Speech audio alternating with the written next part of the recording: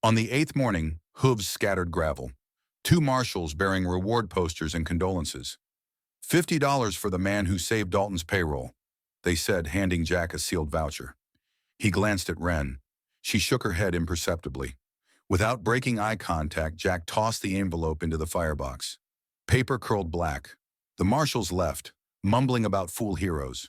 That night, a storm front muscled over the plain, slinging sleet against clapboards. Lightning flashed silhouettes inside the cabin, his profile at the shutter, her figure at the stove. After the thunder rolled off, the hush felt different, charged, waiting. She crossed the room, handed him a cup of rye. He sipped, let heat trace his chest. "I keep thinking," she said, eyes fixed on orange coals. "If a stranger can bleed for somebody else's child, maybe a stranger can stay for no one's." He set the cup down. "I don't have a map pass tomorrow." "Then tomorrow's enough." He reached for her hand, rope scarred, steady, fingers laced. Pain in his ribs sang but didn't protest. The quiet held. When dawn cracked again, a red sun climbed over Bittercut. Two steaming mugs sat on the porch rail. Fresh tracks led from the barn where he'd saddled the roan, then unsaddled her again.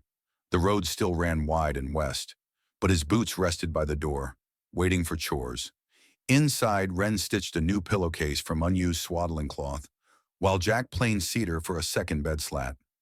Neither spoke of forever.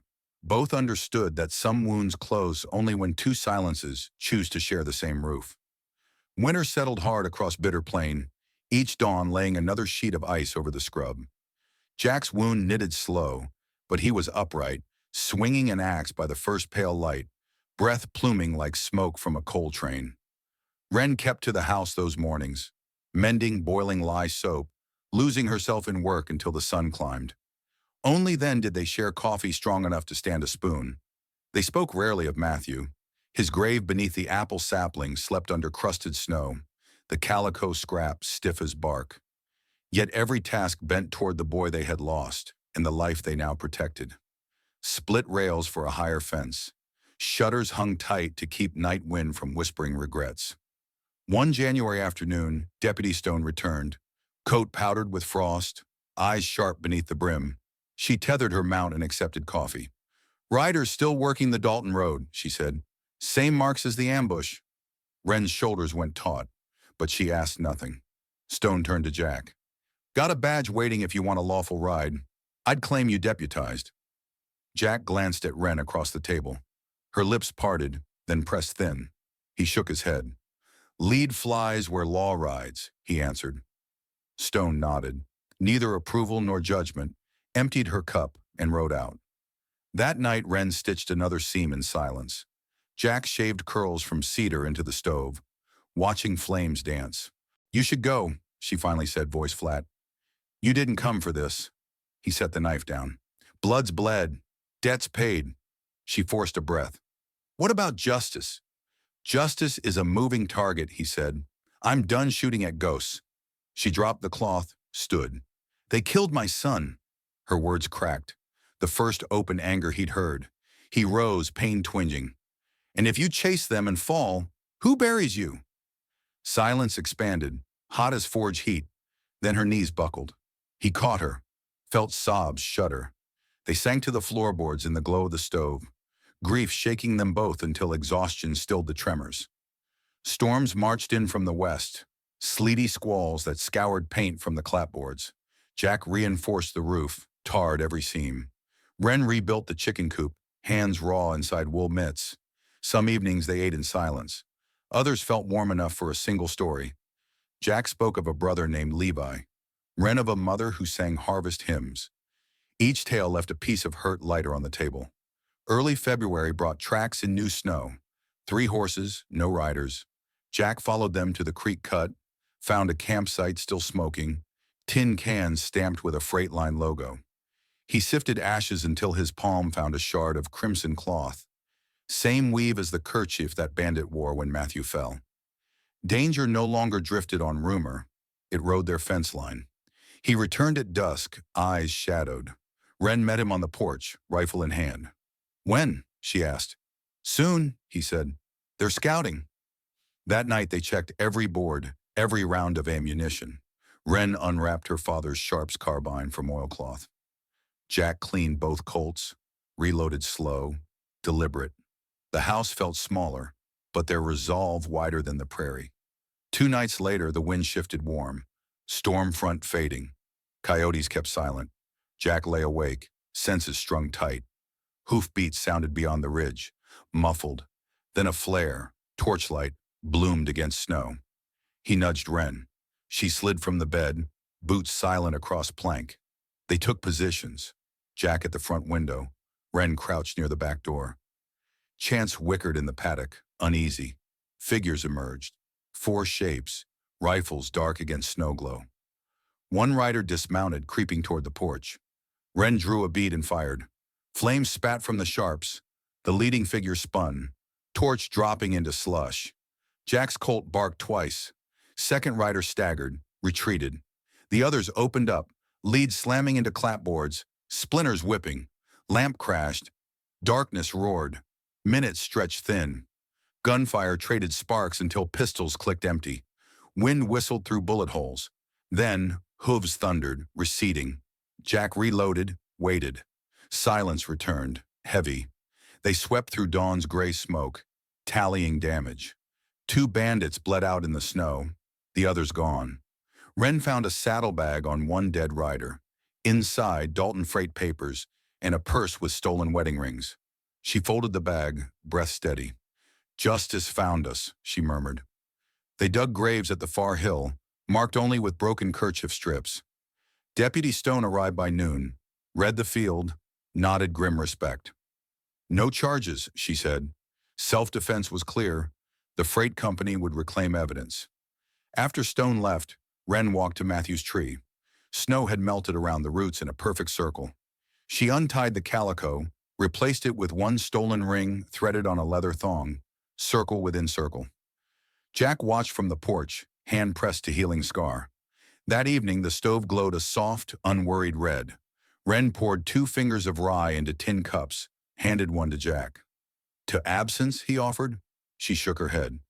"To what remains." They drank, the rye biting and bright. Spring arrived on a warm breath weeks later. Larkspur spearing blue, bees waking in waves among blossoms. Jack built a crib from cedar offcuts, plain smooth, no nails to creak. Wren patched the roof of the smokehouse, humming a tune her mother once used to hush winds. Nights they talked of planting barley, maybe taking in a foster child from the mission. Something both wild and tender, like the prairie itself. One sunset, as clouds blazed orange, Jack led Wren to the fence line they'd fixed. He'd carved a single word into the last post. "Stay." She traced the letters, felt them catch splinters. He fumbled in his pocket, pulled Levi's coat button strung on the scarlet ribbon. Without a speech, he knotted it around her neck, the brass warm from his skin. She answered by lifting a small pouch. Within lay the bullet removed from his ribs, polished bright. She tied it to his gun belt, a reminder of why roads bend. They walked back to the house side by side. Coyotes called a thin hymn above the dusk, but now the sound felt less like loss, more like a choir acknowledging 2 new voices in its wilderness anthem. Inside, the lamp burned steady, and for the first time the space felt too vast for silence to fill. Wren set the cup aside, took Jack's hand, and began a quiet song with no words. A song that ended with dawn, pulsing toward the future like sap rising through living wood. Snowmelt poured off the rim of Bittercut in silver threads, pooling in every low spot and turning the plain into a wide, shallow mirror. By mid-April, the creek behind the house ran bold and brown, carrying broken twigs, scraps of last year's sorrow, and the promise of fields finally ready for seed. Jack hitched Chance to the single-blade plow, ribs still tugging whenever he breathed too deep, but stronger each week. Wren walked beside, scattering barley from an old feed sack like a liturgy. 3 steps, fling, 3 steps, fling. Her skirt hem mud-streaked, her braid flicking dust. The newly carved crib sat by the window, catching sun, waiting for fate to decide whether small feet would ever rock it. On the first truly warm day, a wagon creaked over the ridge, paint flaking, butternut barrels rattling in the bed. Sister Agnes of the St. Bridget Mission guided the reins. A boy no more than 8 curled asleep on sacking beside her. She reined in shy of the porch, habit smudged by road dust. "Child's name is Eli Ramsey," she began, voice rasped from wind. "Mother died of the fever. Father drank his wits away, rode off last month. No kin left. He's smart, likes stories." She looked at Wren, then at the infantless crib visible through the open door. "Figured I'd ask before sending him east on an orphan train." Jack glanced at Wren. Words were unnecessary. Wren stepped to the wagon, touched Eli's shoulder. The boy blinked up, eyes the color of creek water after rain, startled, wary. Wren offered a piece of honeycomb wrapped in paper. He took it, sniffed, then bit off a corner. When he didn't flinch, she lifted him down. He stood barefoot on the packed earth, sticky honey trailing down his wrist, gaze taking in the house, the corral, the apple sapling now showing its first timid leaves. "Stay for supper, sister," Jack said. Agnes smiled, relief deeper than her fatigue.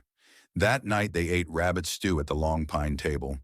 Jack at one end, Wren at the other, Eli between them, spoon clutched like a promise.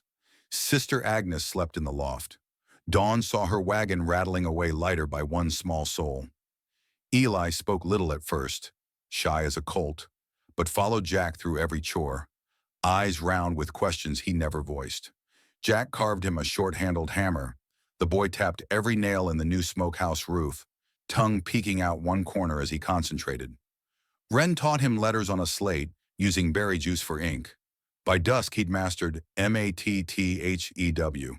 She smoothed the chalk, unsure whether pride or pain came sharper. The prairie responded to growing things. Apple blossoms blushed the sapling white pink. Calves bawled through new fences. Jack rebuilt the relay shack's skeleton into a granary. Eli handed up nails in solemn ceremony. Sometimes, when clouds banked purple over the rim, Wren would find Jack on the porch steps, one hand unconsciously tracing the bullet scar. She'd ease down beside him, lean shoulder to shoulder, and humming low. Early May delivered a visitor in cavalry blue. Captain Dorsey, flanked by 2 scouts, dust on their sabers. He dismounted stiffly. "Need men who can shoot," he said, scanning the neat fence, the apple blooms. Comanche raids picked up south of the Pecos. Bounties double for riders with steady aim. Jack's jaw flexed. Eli hid behind Wren's skirt. She crossed her arms. "This man's done enough bleeding," she said. Dorsey's gaze lingered on Jack's hip. Empty holster. "World stays dangerous," he muttered, but accepted coffee before riding on. When the dust settled, Wren handed Jack the Colt from its peg. He weighed it, sighted an invisible horizon, then hung it back up. June came on a furnace wind. The barley rose knee-high, glinting like pale gold water under sun. Wren and Eli walked between rows, plucking cutworms, laughing when grasshoppers ricocheted into the air. Jack watched from the gate, hand wrapped around Levi's button at his throat, marveling at the symphony of ordinary sounds. Child's laughter, rustling grain, Wren humming a snatch of her mother's harvest refrain. One night a flicker of orange sparked on the eastern horizon. Jack climbed the windmill ladder, a cabin fire miles off, flames too bright to be a cook stove. He saddled Chance, left Wren with the sharps across her knees. Dawn found him guiding a singed stranger and her newborn colt to Sunrise Bend. The mare had bolted through fire, handler dragged along. Wren tended burned palms. Eli fetched water without prompting. The woman, Maybeth Crane, slept in the old granary for a week, waking from nightmares to the smell of barley and calm voices. When she left, she pinned a silver cameo to the storeroom door. "For courage," she said, riding north. Summer baked the plain until the creek shrank to a trickle. Jack dug a second wellhead near the corral. Eli learned to sift gravel, his small arms bulging with newfound purpose. One blistering afternoon, he pointed at a distant glitter. Jack sighted along Eli's finger. Survey stakes, bright white, hammering again. Word had been the railroad moved north, but commerce seldom stays deterred. Wren traced the horizon with narrowed eyes, then smiled small. "We have water," she said. "They don't." She and Jack spent 3 nights deepening the new well, hitting an underground shelf cold as January. Stakes vanished a week later. Rumor said survey party turned back after horses foundered. The plain still favored quiet over clamor. Harvest brought neighbors. Caleb the leather worker, the blacksmith's widow, Eden the choir teacher, all bending to the sighs, singing Eden's waltz while barley fell in shimmering rows. At dusk they feasted on rabbit, cornbread, slices of apple thick with honey. Eli made a speech, 6 full sentences about how barley sounds like rain if you listen from inside the stalks.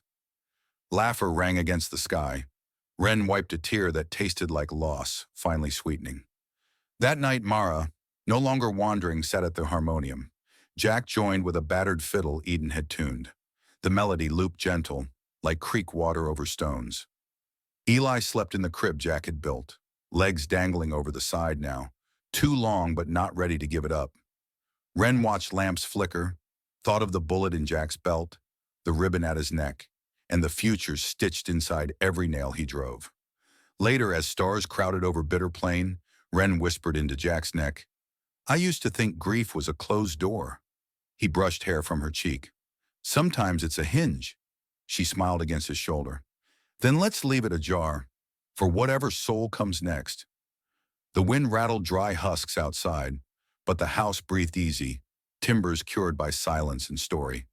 Somewhere in that quiet, new roots made promises under moonlit barley stubble, promises of next spring's shoot, of roofs that hold against storm, of a place where bullets give way to seeds and strangers wake, not wanting to leave. By late September, the barley lay stacked in shock rows, shimmering bronze under a sun already losing its bite. Jack hoisted the last bundle onto the wagon, wiped sweat from his collar, and let the hush settle in. A hush so thick even the bees respected it. Far off, the apple sapling bent under its first small fruit, bright streaks of red in a field of gold. Wren and Eli walked the row, counting out loud. 1, 2, 3, each number a kind of benediction on a tree that had once been only grief. The harvest dance lingered for days.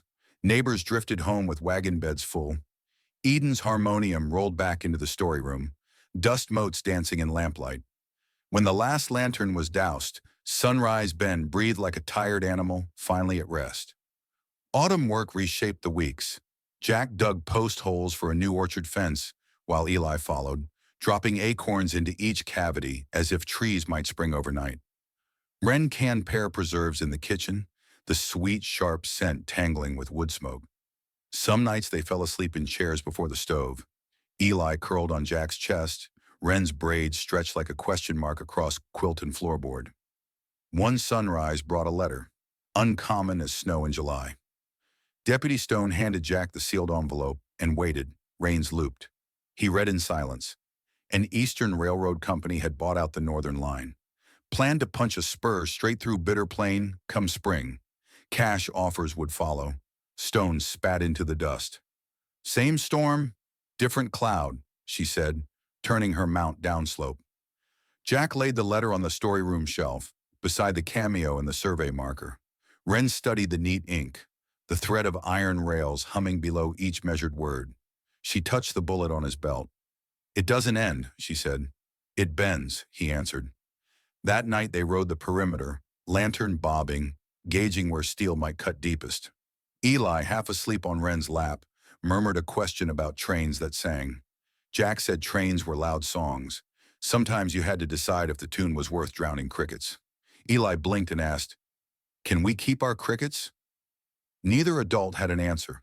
First frost traced lace on the pump handle. Jack woke to Wren retching by the stove, one hand braced against glowing iron. She waved him off, blamed bad cornmeal. A week later, the color flushed back to her cheeks, but appetite vanished, replaced by a light in the eyes he hadn't seen since before Bittercut. She skipped stones across the creek while Eli chased newts, and Jack's throat tightened. A quiet hope he feared to name. December arrived on a north wind that smelled of iron. Rail crews pitched survey tents just beyond the South Ridge. Axes rang, turning cedar to ties. Spikes clinked. Wren walked the yard at dusk, arms crossed against more than cold. Jack emerged from the barn, rifle across one arm, Colt on his hip for the first time in months. She met his gaze and shook her head. "Words first," she said. So they spoke. A letter drafted in Wren's steady hand, signed by every homesteader within 30 miles, citing water rights, grazing routes, a cemetery the rails would cut clean through. Deputy Stone rode 3 days to deliver it to the territorial judge. No answer came before the year died. On New Year's Eve, snow drifted over half-built trestles. The line boss and his men huddled by tarp stacks of lumber, stymied by frozen ground. In Sunrise Bend, Eden played an old lullaby on the harmonium, notes thin as icicles. Wren bent over Eli's slate, helping him press chalk into the first loop of the letter R. Jack carved a cradle footboard by the fire, cedar shavings curling like pale feathers at his boots. At midnight, Wren stepped onto the porch. Snowflakes landed on her braid and melted. She whispered, "Tracks can wait." "Life can't." Jack joined her, hand sliding over hers, feeling the pulse under her wrist thick and sure. The thaw was late, but it came. By March, the valley floor turned to sucking clay. Mules bogged, wagons fractured. The rail company's patience cracked with the ground. They offered cash again, twice the first number, then triple. Jack folded each letter, fed them to the stove. Wren unpacked saplings instead. Crabapple, pecan, willow for the creek edge. Planting life where metal would rather run rails. One dawn, a derrick boom echoed. The crew had struck bedrock beneath their trestle. Options narrowed to blasting. Jack rode out before sun fully broke. He found the line boss cursing a map. "Pull stakes south," Jack advised. "Ground's kinder there." The boss spat, barked that he took orders from no drifter. Jack tipped his hat, pointed at the creek swollen with spring melt. Water licking timbers like hungry fire. "Ground talks louder than men," he said, then left. 3 days later, a dynamite charge went wrong. Shale collapsed, swept half their timber into the torrent. No one died, but work halted. Insurance men arrived, muttered about budgets. By June, the spur shifted 30 miles east, following an easier grade. Sunrise Bend's horizon regained its quiet. That summer, Wren's belly rounded, subtle as a new moon. Eli rubbed his ear to her dress, listening. "I hear crickets," he declared. Jack laughed, felt the bullet in his belt rest lighter than ever. They harvested barley with neighbors again, sang a louder song this time. When the last wagon rolled away, Wren led Jack to the apple tree, now heavy with fruit no bigger than marbles. She placed his palm on the bark. "First promise," she whispered. Then she moved his hand to her belly. "Second promise." Jack knelt, forehead against cotton calico, silent tears cooling on freckles he hadn't known remained. Night rose blue-black behind her, and in that hush he finally understood the road had not ended at her door. It had bloomed. Later, under the porch lamp, Eli asked if the new baby would need his crib. Jack said yes. Eli nodded solemnly, fetched his slate, and wrote 2 shaky words, "Stay here." He set it on the mantel beside every storyroom relic. The brass button, the cameo, the survey spike.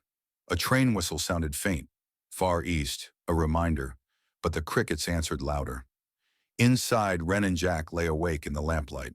Stitch by stitch, the land they'd guarded now guarded them. Fences bright with dew, creek murmuring under willow shoots, orchard breathing. He traced the faint scar along her collarbone.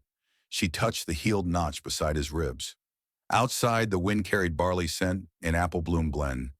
And if danger still rode those tracks, it would find 2 souls ready not just to bleed, but to root deeper. Dawn spilled copper over bitter plain. Jack rose, strapped on the empty colt, not for fight but ceremony, then hung it back on its peg.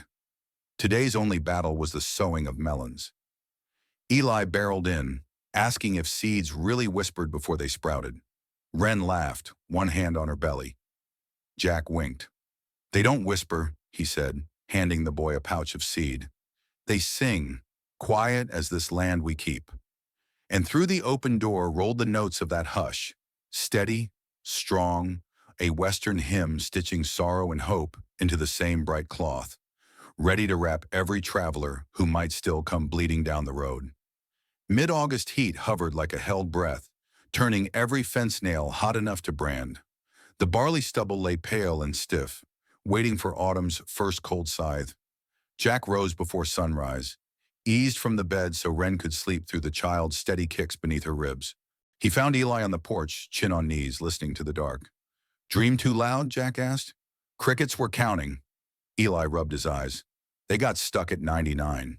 Jack ruffled the boy's hair. We'll help them finish. They walked the fence line as dawn bled coral. Far off, the new rail spur sent a faint metal sigh across the basin. Distant, harmless. Jack checked posts, tightened one loose staple, and felt a peace that still surprised him. The prairie's hush had become a pulse in his own chest. Steady, inevitable. Back at the house, Wren stood by the table, morning light haloing her unbraided hair. She poured cornmeal into a bowl, stomach brushing the edge of the counter. Jack kissed her cheek. She smiled, half grimace. Little one wants biscuits before I do, she said. By midday, the sun scorched white. Jack hauled water from the new well, drew 2 buckets brimming cold. He carried them toward the orchard and froze. A rider slumped against the apple sapling's trunk, coat dark with sweat, left sleeve soaked red. Jack set the buckets down slow. Friend, he called, hand resting on the empty colt at his belt. You're bleeding. The stranger raised glassy eyes. Bushwhacked. South Ridge. Horse threw me. He slid toward the ground. Jack caught him under the arms, eased him flat, shouted for Wren. They brought him inside, stripped the coat. Bullet through the upper arm, clean exit but raw. Wren boiled water, Eli fetched clean cloth, solemn as a deacon. Jack's fingers, once clumsy with stitches, moved sure now. Wren packed the wound with carbolic-soaked gauze, bound it tight. The man's name surfaced between ragged breaths. Micah Boone, freight runner for the mission farther west. He carried no gun, only a ledger book and a letter addressed to Sister Agnes. Bandits wanted his mule and the crate of medicine. He saved the crate, lost the mule, took the bullet. That night lightning strobed over Bitter Plain, but rain never fell. Micah burned with fever. Wren sat at his side, humming until his tremors eased. Jack leaned in the doorway, pulse thudding at the déjà vu. Stranger bleeding into their quiet, choices sharpening like knives. When dawn glimmered silver, Micah's fever broke. He gripped Wren's wrist, voice fretful. Medicine? Sister Agnes. Children need quinine. Jack heard the urgency, weighed risk. The bandits still somewhere near the South Ridge. He saddled Chance, tied on the crate Micah had guarded. Wren met him at the gate, pressed half a loaf into his saddlebags, eyes dark with worry. You come back, she said, hand lifting to his cheek. I come back, he promised, and wheeled east before the sun cleared the horizon. The trail to the mission cut through juniper gullies that smelled of hot resin. Jack rode hard, dust kicking up behind. Near midday, he crossed fresh tracks, 3 shod horses heading same direction. He slowed, senses stretching. At a choke point where cliff met dry wash, the ambush sprang, a rifle crack, slug-chipping stone near his knee. Jack dropped from the saddle, rolled behind a boulder, Colt finally drawn. 2 bandits edged from the scrub, guns leveled. The third circled wide, aiming for the crate strapped to Chance. Jack fired once, missed on purpose, spooking the horse into a sprint downwash, crate rattling safe beyond reach. Bandits swore, shots wild. Jack sprinted up slope, boots skidding, heart hammering in healed ribs. At the crest, he slid behind a mesquite snag, waited. When the lead bandit scrambled over, Jack pistol-whipped him, sending the man sprawling. Second outlaw hesitated, saw his partner fall, retreated, dragging the dazed man. The third gave up chase of the horse, spurred after them, all 3 vanishing in a cloud of cursing dust. Jack retrieved Chance half a mile on, calmed her. The crate remained lashed tight. By dusk, the mission's adobe walls glowed in long light. Sister Agnes met him in the courtyard, relief spilling from her eyes. He left the medicine, accepted water, declined supper. Family waits, he said, turning west again under an indigo sky. Wren labored 2 days later, pain like hammered iron, breaths counting seconds. Jack held her hand till bones popped, whispered every quiet word he knew. Eli waited on the porch steps, clutching the harmonium's first broken reed as a talisman. Before dawn, their daughter slipped into the world, voice small but fierce. Wren wept, not grief tears, but something bright and raw. Jack cut the cord, hands steady. They named her Lark, after the bird whose song survives any storm. News of the birth carried on freight wagons. Neighbors arrived with gifts.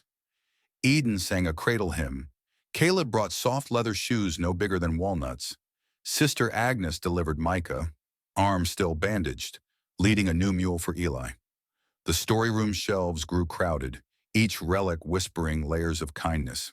One evening, as Jack rocked Lark by the open window, he heard a distant whistle, rail line eastward, ghostly in dusk. He kissed his daughter's brow. "Let it sing out there," he murmured, "while you grow here." Autumn edged in again. Apple fruit plumped sweet. Barley stubble turned silver under moon. Wren nursed Lark by lamplight, Eli sketching trains that stopped short of their fences. Jack stood in the doorway, watching quiet fill every board in the house. Later, he stepped onto the porch, Levi's button cool at his throat, looked across bitter plain where rails once threatened and storms once shattered. Crickets counted past 100 now. The song was whole. Inside, Wren's voice drifted, a lullaby stitched from grief and harvest. Jack closed his eyes, letting the melody root deep. Tomorrow would bring more fence to men, more tracks somewhere beyond horizons. But tonight, dawn's first light, just a promise. He felt the hush he'd bled to keep, steady, vast, alive with 3 heartbeats, 4 counting the land itself.